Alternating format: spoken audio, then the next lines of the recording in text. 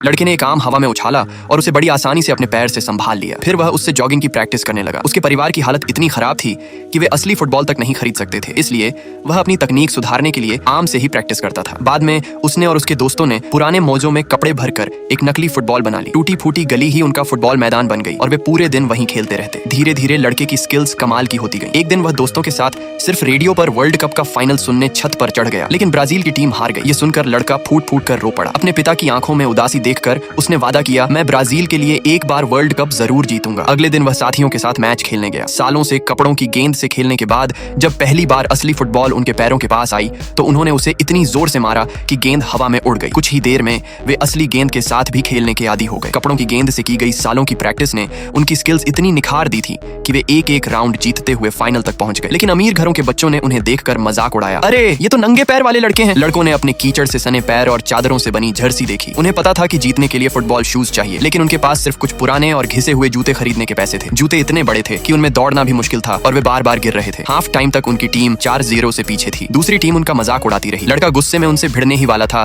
कि तभी उसकी नजर मैदान के बाहर खड़े अपने पिता पर पड़ी। वह शांत हो गया, जूते उतारे और नंगे पैर खेलने लगा। इसके बाद उसने ब्राजील की मशहूर जोगा पनीतो शैली दिखानी शुरू की। शानदार फुटवर्क से उसने एक एक डिफेंडर को छकाया और पहला गोल दाग दिया। उसके साथियों ने भी जूते उतार दिए। लड़के की शानदार ड्रिबलिंग ने पूरे मैदान को हैरान कर दिया और वह लगातार गोल करता गया। हालांकि उनकी टीम सिर्फ एक गोल से मैच हार गई, लेकिन उनके शानदार खेल के लिए पूरा स्टेडियम खड़े होकर तालियां बजाने लगा। मैच के बाद एक स्काउट ने उसके पिता को विजिटिंग कार्ड दिया और लड़के को प्रोफेशनल क्लब में भेजने की सलाह दी। 3 साल बाद उसका सपना पूरा हुआ और उसे सैंटोस फुटबॉल क्लब में जगह मिल गई, लेकिन वहां पहुंचकर वह खुश नहीं था। कोच उसे अपनी जोगा पनीतो शैली में खेलने ही नहीं देता था। ऐसा लगता था जैसे उसके पैरों को बेड़ियों से जकड़ दिया गया हो। टीम में आने के बाद वह एक भी गोल नहीं कर पाया। आखिरकार एक रात उसने अपना बैग पैक किया और घर लौटने का फैसला कर लिया, लेकिन रेलवे स्टेशन पर उसे वही बूढ़ा स्काउट मिल गया। उसने लड़के से कहा, जोगा पनीतो ही ब्राजीलियन फुटबॉल की असली आत्मा है, अपने अंदाज में बिना डरे खेलो। उसकी बात सुनकर लड़का वापस टीम में लौट आया। इस बार उसने खुलकर खेलने का फैसला किया। उसके अंदर दौड़ रही ब्राजीलियन आत्मा पूरी तरह जाग उठी। मैदान के किनारे खड़ा कोच लगातार पास देने के लिए चिल्ला रहा था, लेकिन लड़के ने उसकी बात नहीं सुनी। पहले उसने एक स्टेप ओवर से डिफेंडर को छकाया, फिर 5 डिफेंडरों से घिर जाने के बाद